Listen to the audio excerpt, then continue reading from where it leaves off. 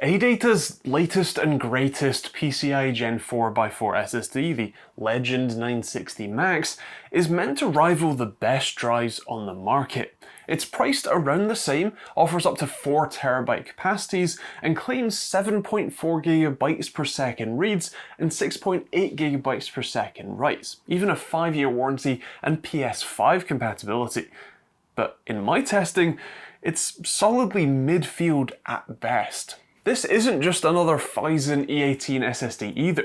This uses a Silicon Motion SW2264F controller, and this 1TB model has 1GB of Samsung DDR4 RAM as a cache and 4 packages of 256GB ADATA 3D NAND flash.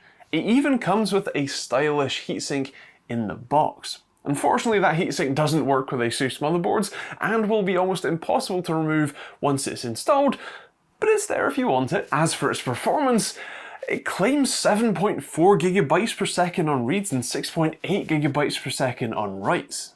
But at least with my test system, a Ryzen 7900X and an X670E motherboard, I can't get it to offer more than 6.5GB per second on reads and 6.4GB per second on writes, at least in Crystal Diskmark. That does put it in the ballpark, or the same ballpark as the Sabrent Rocket 4 Plus G and the Solidigm P44 Pro though.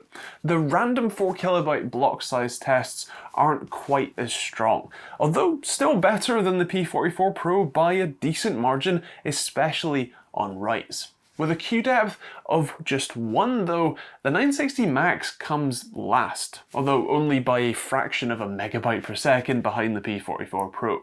To be clear, this is still perfectly decent performance, but it's not exactly chart-topping. In ASSSD, you'll find the 960 Mac at the back of the pack, only ahead of the Samsung 980 Pro, which is one of the first generation Gen 4x4 drives.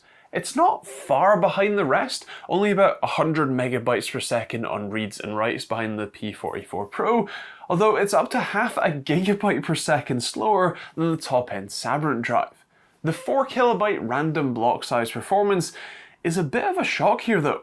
It is the slowest in read performance and only beats the aging Samsung 980 Pro by 4 megabytes per second in writes. It's 35 megabytes per second slower than the next fastest drive in writes, although a lot closer in read performance. Still, this isn't a promising result to be sure. If you up the thread count to 64, you do get better performance for sure. It's the median performing drive in my tests, which is good, although it's second slowest again in the reads, only behind the 980 Pro. And lastly, for the synthetic tests, we have ATTO. This is by far the strangest results for the 960 Max. You can see that for most drives, they have a pretty easy to see curve for performance. By the 64KB block size, maybe 128 for the faster drives, they offer their best performance. The 960 Max though? Well, at least on reads, that peak doesn't come until the 256KB block size, and it's quite considerably lower than the rest of the drives I've tested across the range below that.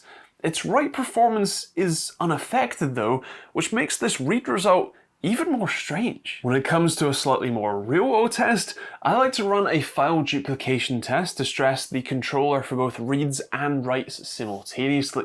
This normally shows how big the SLC cache is on the drive, which for the 960 Max is a worryingly small 30GB or so. After just 30GB of files transferred, the drive slowed from its peak performance of about 2.1GB per second, which is pretty decent for a Gen 4x4 drive, down to under 1GB per second. Now, that's still not bad. That is about what a Gen 3 drive offers at its peak performance, but it's nowhere near as good as some of the other drives that I've tested recently. I am happy to report though that even after writing pretty much the entire 1TB capacity, just using the motherboard's built-in heatsink, the 960 Max only peaked at around 52 degrees Celsius, which is a very good result and very far from the 75 degrees sort of thermal throttling point. All in all, the 960 Max isn't what I would call a bad drive. it's just not the best that I've tested. It couldn't live up to its claimed specs in my testing, nor could it quite keep up with the more recent spat of Gen 4x4 drives. It's priced reasonably well, but not much cheaper than Sabrent's offerings, and for the extra $5, I would definitely get the Sabrent Rocket 4 Plus instead. Sure, you don't get a heatsink with the Rocket, but if you're using this in a PC rather than, say, a PS5 for example, you can't really use the heatsink anyway, and your motherboard's heatsink will do just fine, so I wouldn't worry about that. At another 10 or less, I would consider this a pretty decent value. Perhaps if they sold it without the heatsink instead, but as it stands, I think there are better drives for the same sort of price. Now, if you are still interested in taking a look at the 960 Max, I'll leave a global Amazon affiliate link to it in the description down below that you can check out.